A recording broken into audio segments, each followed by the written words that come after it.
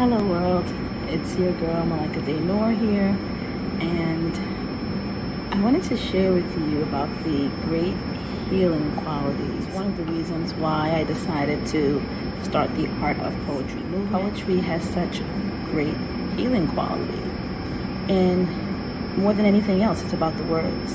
And we all have words, so we all doing a poem a day challenge coming very soon. We're going to do a 7-day challenge and see who can come up with at least a verse. Everything can bring things to existence that we never imagined possible. Words can take away a lot of our problems that we have. So using poetry as a form of healing, to me, it's like one of the greatest cures.